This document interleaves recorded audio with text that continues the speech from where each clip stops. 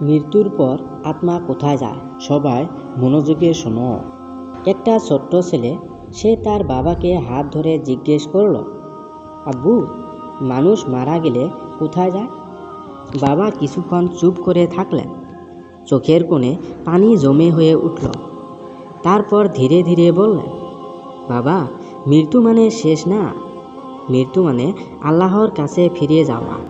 একদিন এক বৃদ্ধ আলমকে কেউ প্রশ্ন করেছিল, হে আলেম সাহেব, হিন্দু মানুষ মারা গেলে তাদের আত্মা কোথায় যায়? আলেম সাহেব চোখ ভিজে শান্ত কণ্ঠে বললেন, ইসলামের মতে মৃত্যু মানে শেষ নয়, এটা এক দরজা। কুরআনে আল্লাহ পাক বলেন, প্রত্যেক প্রাণীকেই মৃত্যুর স্বাদ গ্রহণ করতে হবে। মৃত্যুর সাথে সাথে আত্মার শরীর ছেড়ে বের হয়ে যায়। সে মুসলমান হোক বা হিন্দু, খ্রিস্টান বা যেই কোনো ধর্মের লোক হোক না কেন।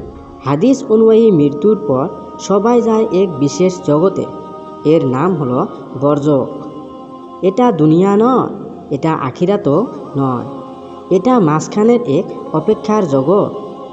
একটা উদাহরণ দেই, ধরো মা তোমাকে বলল, এই ঘরে বসে থাকো, পরীক্ষার রেজাল্ট আসবে। বরজখ ঠিক তেমনই একটা জায়গা, কিয়ামত পর্যন্ত অপেক্ষার জায়গা। ইসলাম বলে আল্লাহ সবার রব, আল্লাহ কাউকে অবিচার করেন না।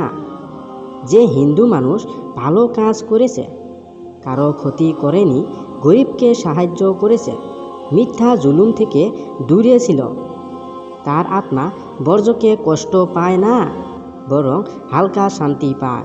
হাদিসে এসেছে, কবর কখনো হয় জান্নাতের বাগান, আর কখনো জাহান্নামের গর্ত।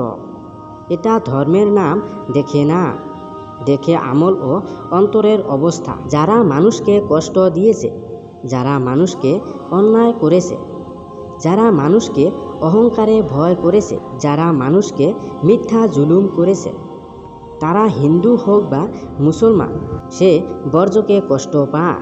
কারণ আল্লাহ পাক ন্যায় বিচারক। একদিন সিংহা ফোঁকা হবে, সব মানুষ আবার জীবিত হবে। সেদিন হিন্দু, মুসলমান সবাই আল্লাহর সামনে দাঁড়াবে। আল্লাহ পাক জিজ্ঞেস করবেন না তুমি কোন ধর্মের, বরং জিজ্ঞেস করবেন তুমি কি কাজ করে এসেছো, তুমি মানুষকে কিভাবে ব্যবহার করেছো। স্কুলে সব ছাত্র পড়েছে, কেউ বলে আমি এই ক্লাসের, কেউ বলে আমি অন্য ক্লাসের, কিন্তু রেজাল্ট হবে কিসের উপর? খাতা কেমন লিখেছে তার উপর। আল্লাহ বিচার ঠিক তেমনই। মৃত্যুর পর আত্মা হারিয়ে যায় না, আত্মা ঘুমায় না, আত্মা আল্লাহর হেফাজতে থাকে।